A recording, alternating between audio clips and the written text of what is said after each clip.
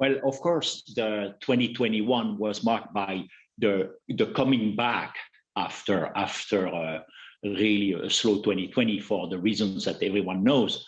I think, simply said, we are back to the profile pre-pandemic.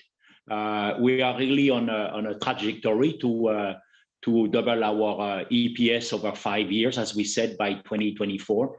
And that's what is taken into account in the guidance for 2022.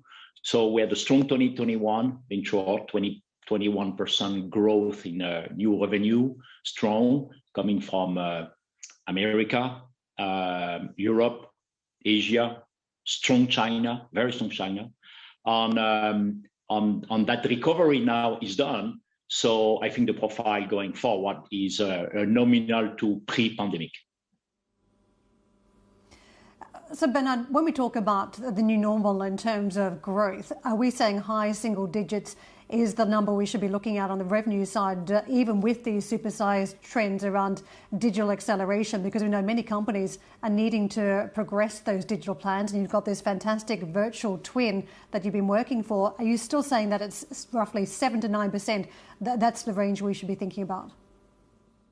Yeah, the business model of Dassault Systèmes is evolving with the evolution from initial payment to subscription on cloud-based subscription.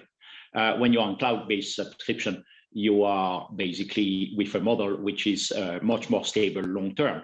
And that creates, this transition is integrated in the numbers. I think if you look at the new license, it's a high double digit.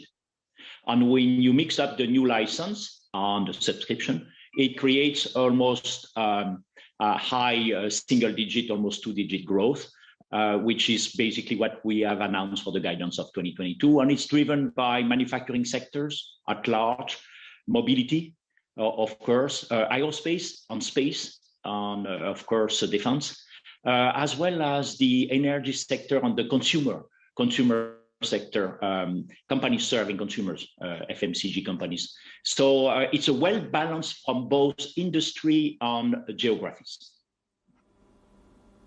Bernard, that just sounds like a huge amount of diversification there as you talk about various sectors that have demand for your products. But can I ask you about the macroeconomic backdrop? Because we are entering this environment where there will just not be as much cheap money around. We are seeing it through many different countries. Is there a link between the CapEx, the amount of money that a lot of these companies in various sectors are prepared to put into digital to buy your products, and cheap money? Do you think that the slight cooling off is going to come because of the monetary backdrop? No, we don't see price pressure per se. In fact, the nature of customer we have, they are building their portfolio for tomorrow.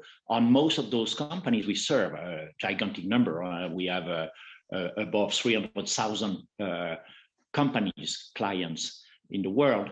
They are really creating a more sustainable portfolio and also transforming the way they produce and supply. That's not a one-year program.